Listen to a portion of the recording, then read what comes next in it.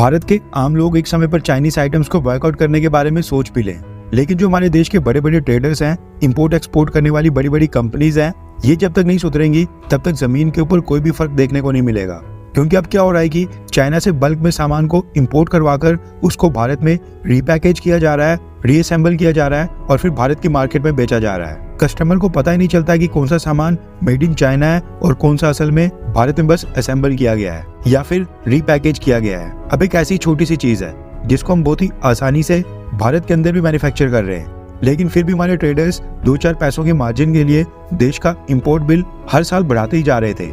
हम बात कर रहे हैं यहाँ पर स्क्रूज की। अब स्क्रूज के भी कई सारे टाइप होते हैं, छोटे से बड़े तक अलग अलग साइज होते हैं और ये अलग अलग मटेरियल से बने होते हैं और अलग अलग चीजों में फिट करने और अलग अलग चीजों को टाइट करने के लिए इनका इस्तेमाल किया जाता है।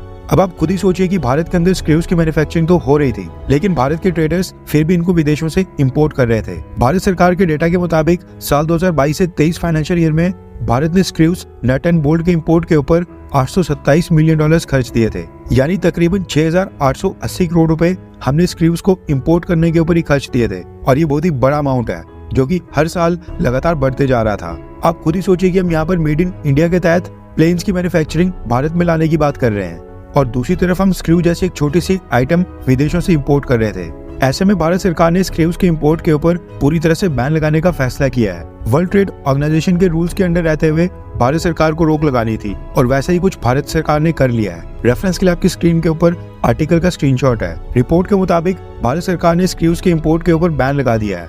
ऐसे स्क्रूज जिनकी कॉस्ट 129 रुपीज पर केजी से कम होगी, उनको भारत के अंदर इंपोर्ट नहीं किया जा सकेगा और स्क्रूज की इंपोर्ट पॉलिसी को अब फ्री से प्रोहिबिटेड कर दिया गया है। अब जिन टाइप के स्क्रूज के ऊपर रोक लगाई गई है, इसमें machine screws, wooden screw, plastic screws, hook screw, self tapping screws, code screws, ये सभी शामिल हैं। अब ऑब्वियस सी बात है कि अगर भारत के importers $827 million screws, nut and bolts के लिए खर्च रहे थे, किसी न किसी देश को तो ये पैसे जा रहे थे, यानी किसी न किसी देश को तो फायदा हो रहा था।